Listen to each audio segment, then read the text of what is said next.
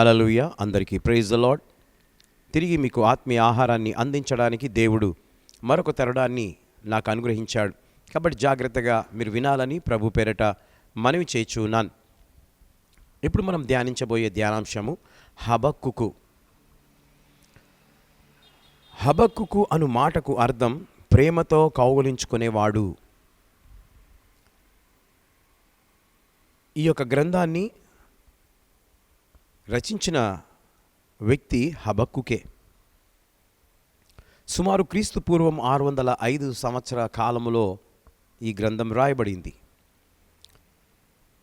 ఆయన ఆత్మీయ అనుభవాలను తెలియజేస్తూ మొట్టమొదటిగా దేవునితో నిజ సంభాషణ చేసే వ్యక్తి హబక్కుకు.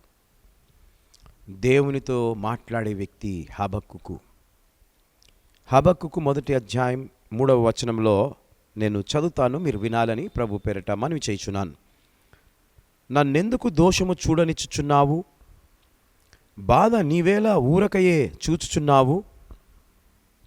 ఎక్కడ చూచినను నాశనమును బలాత్కారమును అగుపడుచున్నవి, జగడములను కలహములు రేగుచున్నవి. ప్రియమైనటువంటి దేవుని బిడ్డలారా, హబక్కుకు యొక్క లోకాన్ని చూస్తూ ఉంటే అంత దోషము కనబడుతూ ఉంది, బాధ కనబడుతూ ఉంది, నాశనము కనబడుతూ ఉంది, బలాత్కారము కనబడుతూ ఉంది, జగడములు కనబడుతున్నాయి, కలహము కనబడుతుంది. ఈ రోజులలో అవే ఎక్కువగా కనబడేది. ఎప్పుడు రాశాడండి? 605 సంవత్సరాల క్రిందట వ్రాయబడిన గ్రంథము ఈ హబక్కు గ్రంథము. ఇప్పుడు అవన్నీ కూడా మన కళ్ళ ఎదుట చూస్తూ ఉన్నాం.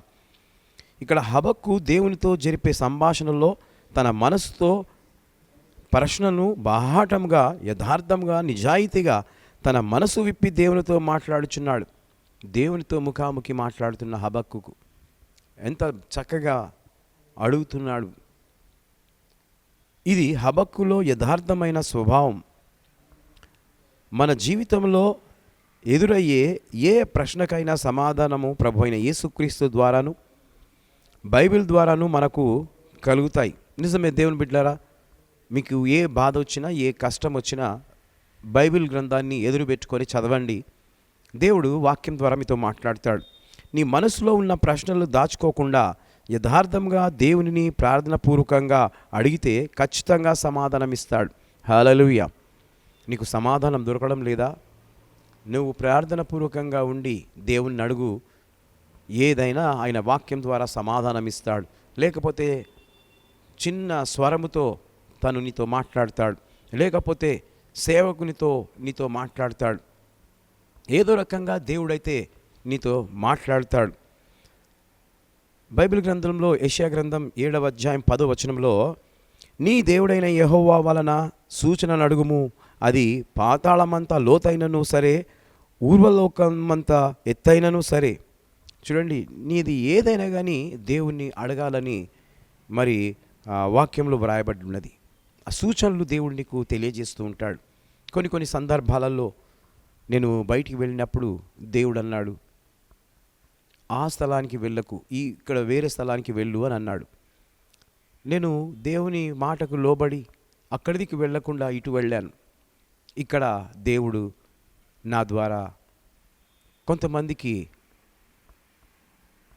సువార్తను అందించే అవకాశాన్ని ఇచ్చాడు, స్వస్థత ప్రార్థనలు చేసే అవకాశాన్ని ఇచ్చాడు.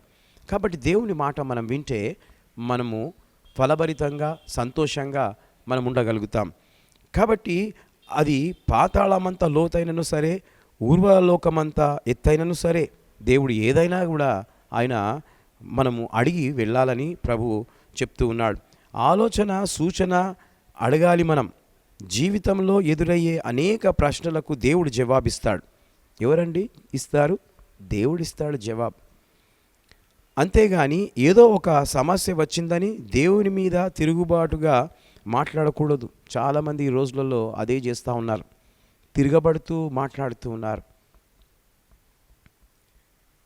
ఒకరి మీద ఒకరు చెప్పుకుంటూ ఉన్నారు, సేవకుని మీద చెప్తూ ఉన్నారు. చాలా తప్పండి. నీ జీవితమే పాడైపోతుంది. నువ్వు ఏదైనా దేవునికి చెప్పు, అప్పుడు దేవుడు నీకు సమాధానం ఇస్తాడు. దేవుని విడిచిపెట్టకూడదు. హబక్కు అంటున్నాడు. చాలామంది ఈ విధంగా ప్రశ్నలు వేసి వారు దేవుని నుండి దూరం అయిపోతారు. వాళ్ళు సిగ్గుగా దాచుకుంటూ ఉంటారు, దూరంగా కూర్చుంటారు. ముందొచ్చి కూర్చునేవారు వెనుకకైపోతారు. ఆ విధంగా సాతానుడు చేస్తున్నాడన్న ఇంత కూడా వీక్షణ జ్ఞానం లేకుండా నడుస్తూ ఉన్నారు. హృదయపూర్వకంగా నిజాయితీగా మనసు విప్పి ధైర్యంగా గౌరవంగా దేవుణ్ణి అడుగుచున్నాడు.